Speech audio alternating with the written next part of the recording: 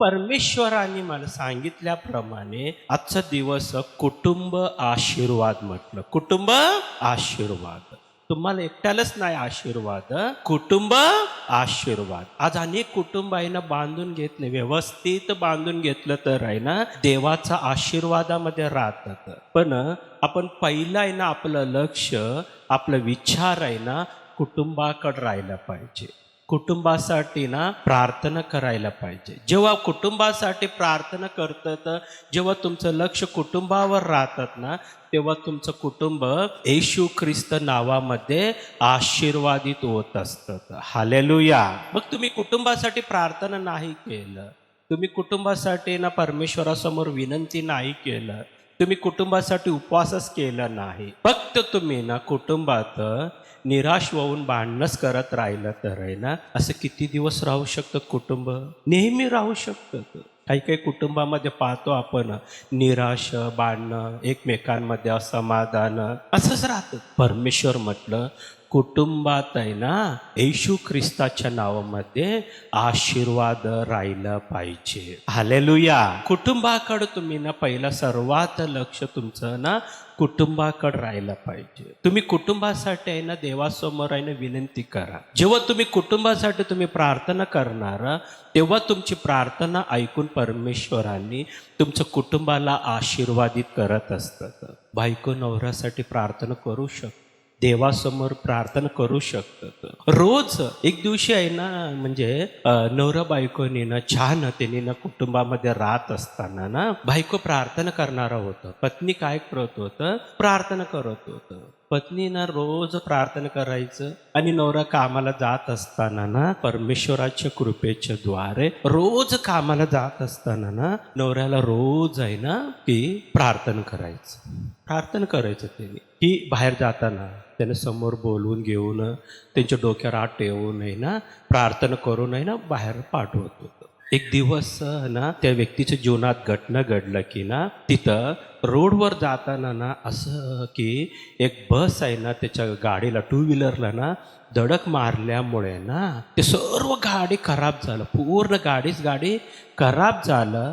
पण त्या व्यक्तीला एवढं पण हानी होऊ शकलं नाही, त्या व्यक्तीला. तेव्हा त्याने ना घरी येऊ नये ना त्याने त्यांच्या बायकोला सांगितलं माझं गाडी पूर्ण खराब झालं पण मला एवढं पण हानी झालं नाही. म्हटलं तर बायको रडत म्हटलं मी रोज तुला ना देवाचं रक्षण राहावं म्हणून मी प्रार्थना केलं. आज माझा प्रार्थना तुला समजलं की देवाचं रक्षण तुझ्या सोबत आहे. हालेलुया. दुसऱ्या दिवशी आहे ना स्वतः पती आहे ना येऊन पत्नीला म्हणायचं की तू मला प्रार्थना कर. रोज तसं प्रार्थना करून घेतलं. मग कुटुंब काय केलं? त्यांनी बांधून घेतलं.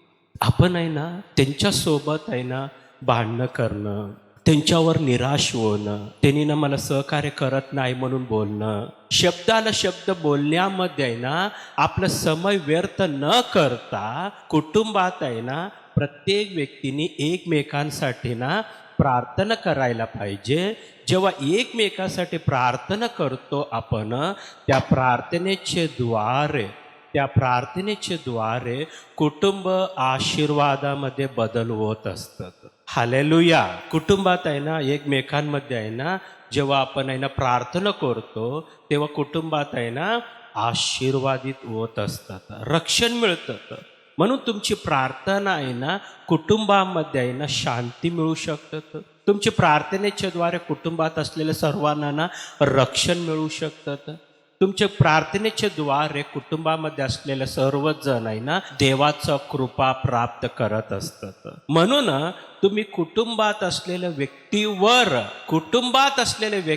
आरोप करण्यापेक्षा कुटुंबात आहे ना असलेल्या व्यक्तींसाठी तुम्ही ना येशू ख्रिस्त नावामध्ये प्रार्थना करा. जेव्हा तुम्ही प्रार्थना करतात तेव्हा त्या कुटुंबात असलेल्या व्यक्तींना येशू ख्रिस्त नावामध्ये त्यांची मन पण बदलतं, त्यांचे विचार बदलतात परमेश्वरांनी. त्यांना ना परमेश्वराच्या कृपेच्या द्वारे आजपर्यंत तुमच्यावर त्यांनी नाही प्रेम केलं असेल पण येशू ख्रिस्ताच्या नावामध्ये त्यांचे हृदय बदलून परमेश्वरांनी त्यांच्या मनामध्ये प्रेम उत्पन्न करत असतात.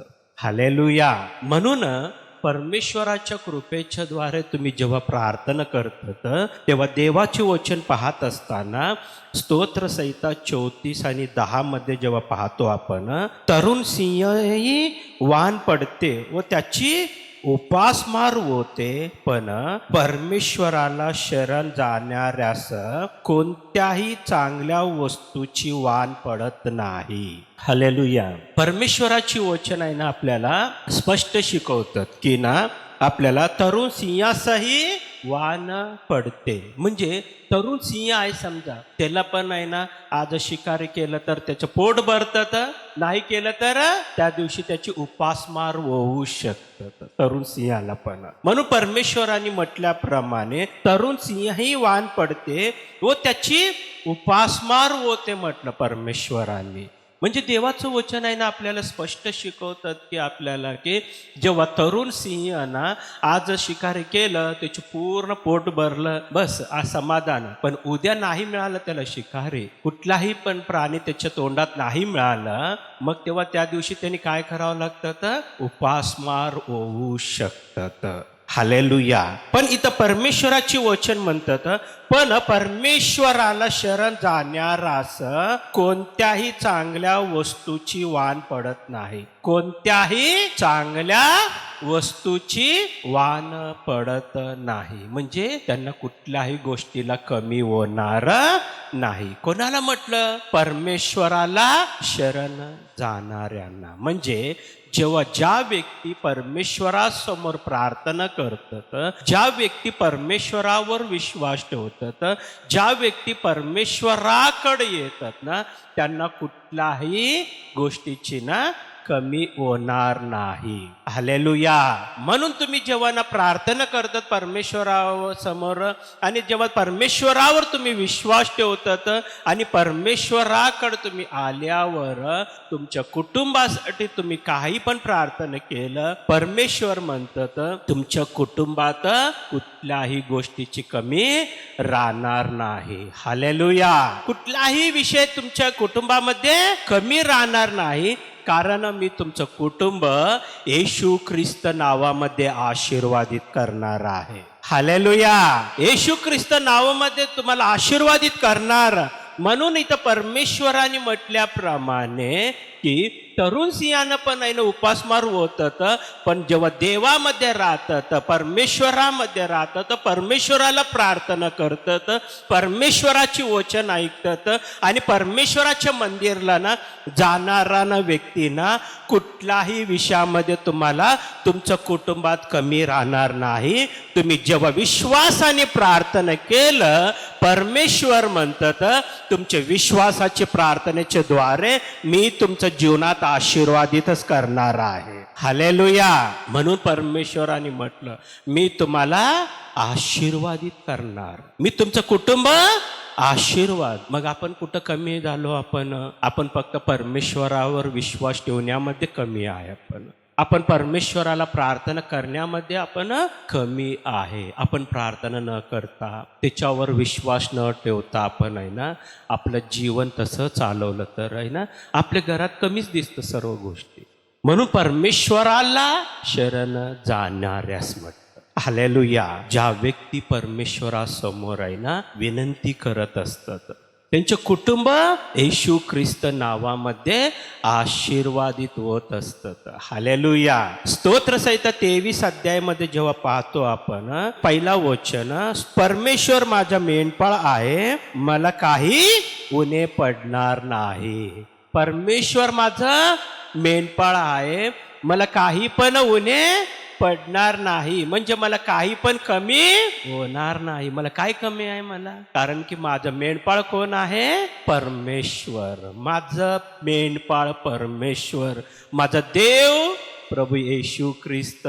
माझा देव प्रभू येशू ख्रिस्त असल्यामुळे मला काही पण माझं कमी होणार नाही, मला काही पण कमी राहणार नाही, कारण की मला आशीर्वादित करणारा परमेश्वर, माझ्या कुटुंबाला आशीर्वादित करणारा परमेश्वर प्रभू येशू ख्रिस्त माझ्या सोबत आहे. हालेलुया.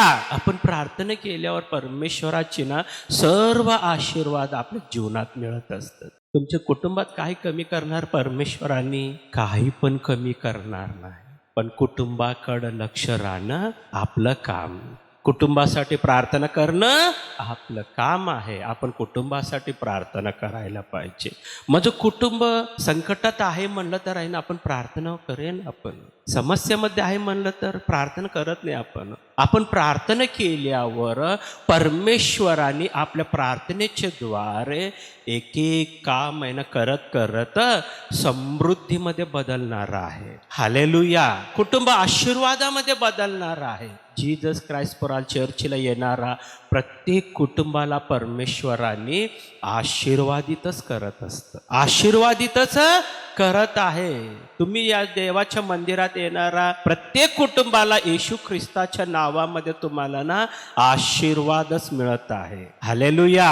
म्हणून परमेश्वराने म्हटलं की ना आपल्याला स्तोत्रसंहिता 37 आणि 25 मध्ये जेव्हा पाहतो आपण, मी तरुण होतो आणि आता म्हातारा झालो, तरी धार्मिक निराश्रिष्ट झालेला व त्याची संतती बिकेस लागलेला मी पाहिले नाही. हालेलुया. मी तरुण होतस, आता म्हातारा झालो.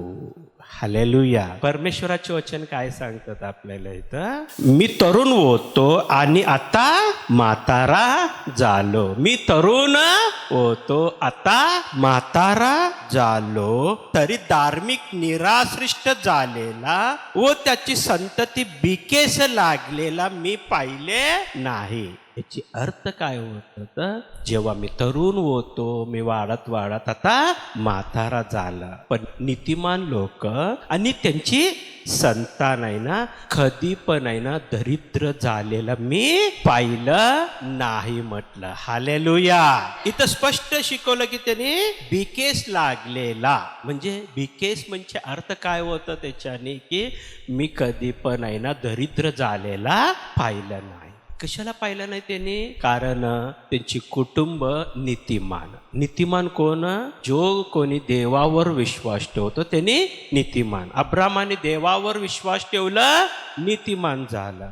म्हणून आपण परमेश्वरावर विश्वास ठेवलं आणि परमेश्वराला प्रार्थना करत असताना तरुणपणापासून प्रार्थना केलेलं, प्रार्थना म्हातारा झालो तरी पण माझं कुटुंब येशू ख्रिस्त नावामध्ये आशीर्वादाचंच कुटुंब आहे. हालेलुया. तुम्ही कधी पण पाहणार नाही तुमचं कुटुंब आहे ना दरिद्रमध्ये पाहणार नाही. तुमचं कुटुंब कधी पण दरिद्रमध्ये पाहणार नाही, कारण तुम्ही महान परमेश्वर प्रभू येशू ख्रिस्तावर विश्वास ठेवलं.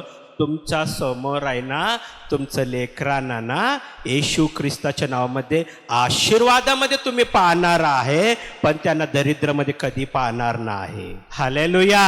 हे परमेश्वराची प्रत्येक व्यक्तीला ना कृपा आहे. म्हणून आपण देवावर विश्वास ठेवणारा प्रत्येक व्यक्ती देवावर विश्वासच राहायला पाहिजे आणि विश्वासाने प्रार्थना करायला पाहिजे. आपण कुटुंबाकडे लक्ष देऊन प्रार्थना केलं तर आहे ना तुमच्या डोळ्यासमोर तुमचं सर्व लेकरं आणि त्यांची लेकरं पण येशू ख्रिस्त नावामध्ये आशीर्वादितच होणार आहे, आशीर्वादामध्येच राहणार.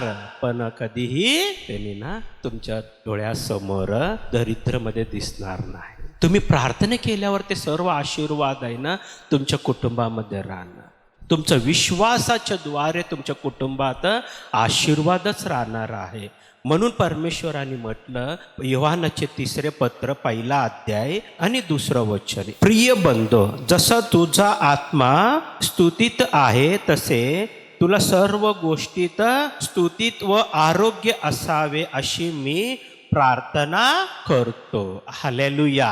म्हणजे परमेश्वराची वचन काय म्हटलं, असं प्रार्थना करा म्हणलं परमेश्वराने की ना, की सर्व गोष्टीत स्तुतीत व आरोग्य असावे. म्हणजे देवाचं ना प्रार्थना करायला पाहिजे कुटुंबात, की तुमचा आत्मा ना जसं देवामध्ये तुम्ही स्थिर राहून देवाला धन्यवाद केलं, तरुणपणापासून धन्यवाद केलं, म्हातारा होईस तोपर्यंत तुम्ही धन्यवाद करू नये ना, तुम्ही देवामध्ये जसं स्थिर राहिलं तसं तुमच्या कुटुंबात असलेल्या सर्वांसाठी तुम्ही प्रार्थना करा, त्यांनी देवामध्ये स्थिर राहून आरोग्य असावे. म्हणून तुम्ही जेव्हा प्रार्थना केल्यावर तुमच्या कुटुंबातलं सर्व लेकरं तुमच्या डोळ्यासमोर त्यांनी देवामध्ये स्थिर राहणार आणि येशू ख्रिस्ताच्या नावामध्ये तुमच्या समोर आरोग्यामध्ये राहणार आहे.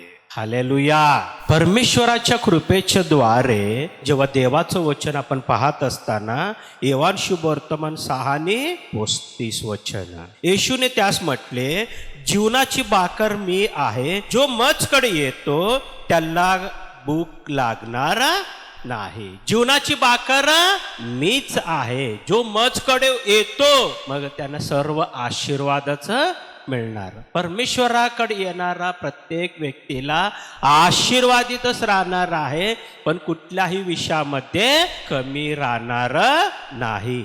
म्हणून तुम्ही जसं परमेश्वराकडे आलं तसं देवावर विश्वास, जसं देवावर विश्वास ठेवलं तसं तुम्ही देवावर विश्वासाची प्रार्थना केल्यावर त्या प्रार्थनेला ऐकून परमेश्वर आज तुमच्या कुटुंबामध्ये आशीर्वादच दिसणार आहे. तुमच्या कुटुंबात सर्व समृद्धी दिसणार आहे. तुमचं कुटुंब सर्व विषयामध्ये समृद्धी तुमचं लेकरं तुमच्या समोर आरोग्यामध्येच दिसणार. त्यांच्या जीवनात देवाचा आशीर्वाद दिसणार, चांगलं शिक्षण दिसणार तुमच्या समोर, नोकरी दिसणार त्यांच्या समोर. सर्व विषयावर आहे ना तुमचं लेकरं येशू ख्रिस्त नावामध्ये आशीर्वाद.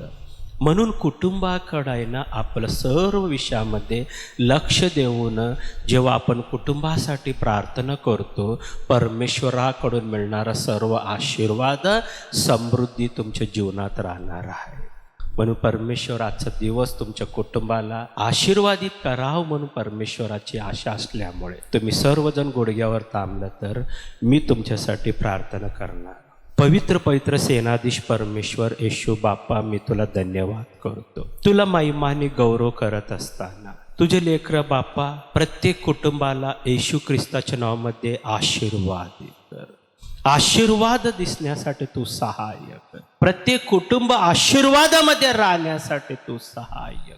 परमेश्वराचा आशीर्वाद सर्व कुटुंबात राहण्यासाठी कृपा दाखव. म्हणून सर्व कुटुंबामध्ये अभिषेक राहण्यासाठी तू सहाय्य कर. म्हणून कुटुंबात असलेले सर्व दुष्टात्म्याचे कार्य, सैतानाचे कार्य काढून टाकून, भांडण काढून टाकून पती पत्नीमध्ये येशू ख्रिस्ताच्या नावामध्ये प्रेम, शांती, समाधान राहण्यासाठी तू सहाय्य कर. अभिषेक राहण्यासाठी तू सहाय्य, कुटुंबात आशीर्वाद राहण्यासाठी तू सहाय्य कर. म्हणून याप्रमाणे कुटुंबाला आशीर्वाद दिल्याबद्दल तुला धन्यवाद करतो, महिमाने गौरव करतो. येशू ख्रिस्त नावामध्ये मागतो. आमेन.